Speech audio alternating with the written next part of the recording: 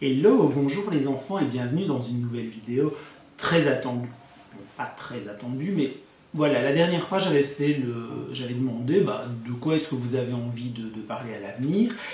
Et ce qui est beaucoup revenu, c'est les notes animales, les muscles, voire carrément, alors ça je le dis texto, le cul. Et ben on va faire une vidéo parfum de cul, il n'y a pas de souci, on est à l'aise avec ça. Alors du coup, j'avoue, on est à l'aise. Ça m'embête pas d'en parler, mais c'est pas mon truc à moi. C'est pas la chose que je trouve la plus intéressante. Mais c'est intéressant d'en parler, c'est intéressant peut-être de dire ce qu'on aime. Alors ce que moi je trouve pas intéressant, c'est vraiment les parfums, je veux dire, sexy, modernes, très animaux, actuels, qu'on voit parfois en niche, etc. Qui sont assez rentre-dedans et qui posent tout de suite le truc où on a l'impression d'être à quatre pattes sur la moquette en train de hurler « prends-moi ». Je trouve ça pas intéressant parce que ça raconte pas d'histoire, ça fait pas rêver, c'est pas passionnant. Voilà, je suis désolé, si c'est de ça que vous espériez qu'on parle, on va pas parler de ça. On va revenir un peu en arrière et en fait les parfums très capiteux, les parfums très animaux, etc. Ça a été très à la mode avant, notamment au XVIIe siècle. Et puis on n'en a plus du tout voulu au 18e parce qu'on a préféré des choses beaucoup plus fraîches. C'est la grande mode de l'eau de Cologne, c'est la grande mode des senteurs florales assez légères, etc. Dans l'esprit Rousseau, la campagne, Marie-Antoinette, le hameau, tout ça. Et on a complètement oublié toutes ces notes très lourdes et très animales. Alors les notes animales, c'est quoi ? On va surtout parler de... Alors il y a la civette, il y a le castoreum, mais on va surtout parler du musc. Le musc, c'est une glande sexuelle d'un chevretin du Tibet, et donc on en extrait, c'est une sécrétion qu'on extrait et dont on fait une matière, une substance parfumée. C'est génial parce que c'est un très bon fixateur et que ça permet de faire tenir les parfums, et ça a une odeur un peu sexy, un peu sale, mais une odeur un peu corporelle.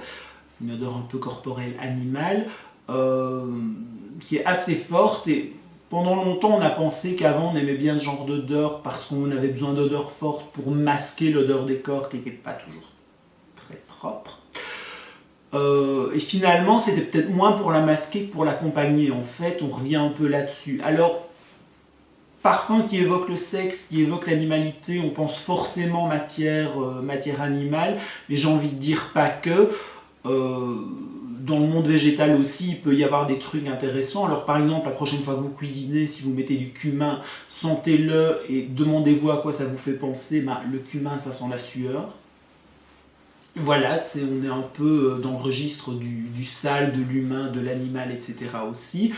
Et même de belles matières nobles, très chic, comme le jasmin, les fleurs blanches en général, peuvent avoir des notes un peu cracra parce que dedans il y a ce qu'on appelle l'indole. L'indole, c'est une molécule aromatique qu'on trouve notamment dans le jasmin, qui peut être plus ou moins indolé, et qu'on trouve aussi dans les matières fécales. Donc si à un moment vous trouvez que le jasmin sent la merde, il n'y a pas moyen de le dire autrement, et vous avez raison, c'est pas une illusion, c'est pas une idée que vous vous faites, ça peut arriver, voilà. Donc ouais, je sais, vous ne regarderez plus le numéro 5 de Chanel et son jasmin de la même façon, mais voilà, il y a... c'est comme ça existe, et je pense qu'on ne fait pas de jolis parfums sans mettre de choses qui sont un peu sales ou un peu répugnantes a priori. Voilà, mais c'est comme la cuisine, hein, il y a un ingrédient tout seul, c'est rien, c'est l'ensemble des choses qui font le plat. Pensez à la plupart des fromages qu'on aime manger et qui sentent pas très bon, c'est un peu pareil. Il y a quelque chose d'un peu déplaisant dans certains parfums si on l'isole, mais qui dans l'ensemble de la composition fait vraiment quelque chose de chouette. Alors, ces notes sont fortement démodées, mais elles ont quand même fini par revenir. Mais ça n'a jamais vraiment repris, et en fait, on va parler du 19e siècle, parce que c'est une période que j'aime bien et qui est importante. Les parfumeurs se sont bien rendus compte que quand un parfum contenait du musc, il se vendait, mais quand on disait qu'un parfum contenait du musc, les gens n'en voulaient pas parce que c'était un parfum pour les personnes de mauvaise vie. On va dire ça comme ça. Donc ils sont pas cons, hein, ils ont juste pas dit que leur parfum contenait du musc, d'autant que c'est le moment où la synthèse arrive et qu'on a trouvé les premiers muscs de synthèse, et c'est vraiment les premières matières odorantes que la chimie a permis de synthétiser et qu'on a utilisé, ça a vraiment commencé par les muscs. Ce qui était très pratique parce que le musc, déjà au départ, ça coûte très cher, c'est rare, donc là, il était enfin plus abondant et on pouvait s'en servir un petit peu plus généreusement. Puis surtout, alors aujourd'hui, on ne sait pas ce qu'on ferait sans, parce qu'aujourd'hui, les matières animales, enfin en tout cas le musc, c'est interdit. Alors, même sans parler de vegan, etc., juste pour une raison écologique qui est que l'espèce était menacée en voie d'extinction. C'est peut-être toujours le cas, je ne sais pas ce qu'il en est, mais en tout cas, officiellement, aujourd'hui, on ne peut plus mettre de vrais muscles dans les parfums. Et c'est pas plus mal, parce que la synthèse, en fait, a réussi à bien remplacer le truc. Alors, moi, en fait, pourquoi je vous ai parlé du 19e siècle ? Parce que c'est ce que je trouve... C'est la période que je trouve intéressante, et je trouve que ça implique une démarche intéressante. C'est que la saleté, l'animalité, le corps, ça va être un peu, je vais pas dire caché, mais ça va être mélangé au reste. Et je trouve que ça fait des parfums intéressants, parce que ça fait des parfums qui racontent une histoire. Et donc, il y en a deux que j'aime particulièrement, qui sont très dans ce mood. Alors, le premier, c'est le très beau Calèche d'Hermès. Non, il veut pas, voilà, il veut bien vous le montrer. Donc là, je vous montre une version aux toilettes anciennes. C'est un vintage et c'est juste. Alors oui, je l'ouvre et je vais le sentir parce que c'est juste. C'est totalement merveilleux ce parfum. Alors le Calèche, c'est quoi ? C'est vraiment le parfum classique, chic des années 60. Énormément d'aldéhyde, donc un côté comme ça très métallique. Un joli bouquet de fleurs qui est relativement discret, et un bon et beau fond chypré boisé qui est très raide. Et ça donne un parfum d'une grande élégance, d'une grande tenue.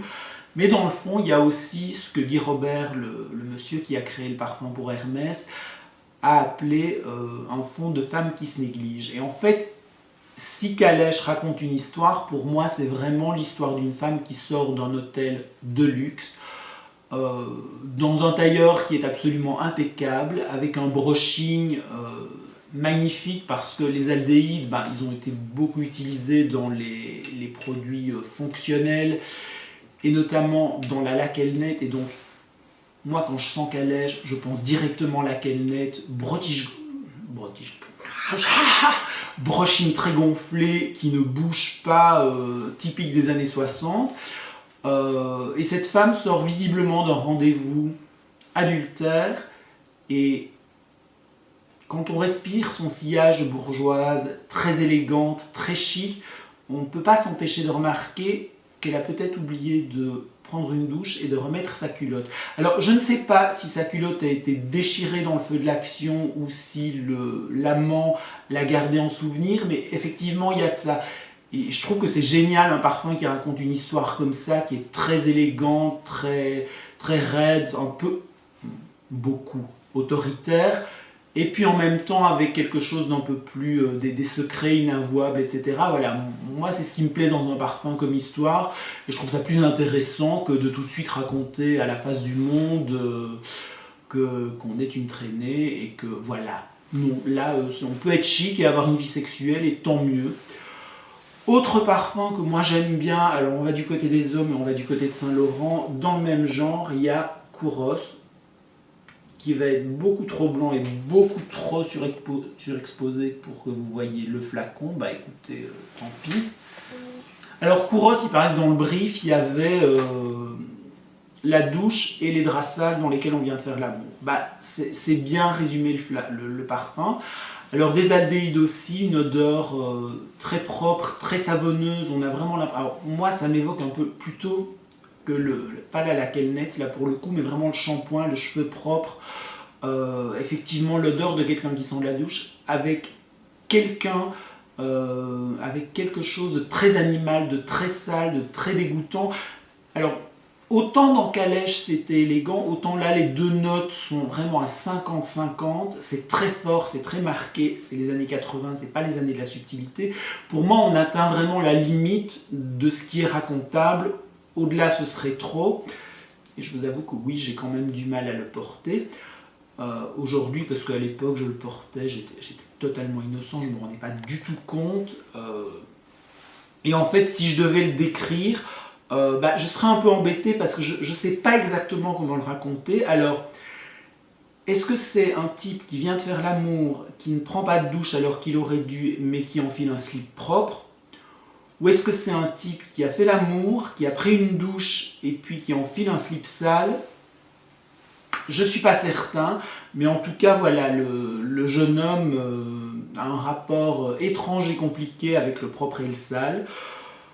Écoutez, voilà, allez le sentir, je peux vous dire que ça, peut-être que vous allez l'aimer, peut-être que vous sentirez complètement quelque chose de différent, mais c'est aussi ça qui est chouette avec le parfum, c'est qu'on peut y mettre ce qu'on veut. Donc voilà, les deux, franchement, alors là j'adorerais que vous me disiez ce que vous sentez quand vous les sentez, si vous sentez la même chose que moi, ou si je suis un pervers et un détraqué, et si je devrais envisager de consulter et de voir un psy. En même temps, voilà, je le vis bien, je dérange personne. Mais voilà, vous avez voulu une vidéo cul, eh ben, vous l'avez eu. Alors il y a d'autres suggestions qui ont été faites et qui seront abordées, mais voilà, encore une fois, à nouveau, si vous avez des suggestions, écoutez, n'hésitez pas à me les faire. Je ne saurais pas forcément tout faire parce que vraiment, alors là, les muscles, les parfums sales, j'ai du mal à maîtriser parce que c'est pas mon rayon, c'est pas mon truc, mais j'ai quand même des choses à dire. Mais il y a vraiment des trucs où par contre, c'est pas mon rayon et où j'ai vraiment rien à dire parce que j'ai pas les mots, je sais pas bien comment faire, etc. Et il y a probablement des choses que je vais essayer, mais il y en a là, c'est clairement, ça va pas être possible pour moi. Mais voilà, en tout cas, je suis ouvert à toutes les suggestions. Écoutez, j'espère que la vidéo vous a plu, qu'elle vous aura fait rire, qu'elle vous aura amusé, même si j'ai un peu trop bafouillé, écoutez, c'est pas grave, hein, le sujet se prêtait bien à la gêne, à l'intimidation, et on va dire que c'est mon côté réservé et pudique qui avait du mal à passer la barrière et à dire des gros mots et à parler de quatre pattes sur la moquette, tout ça, tout ça. Ciao les gens, à la prochaine fois.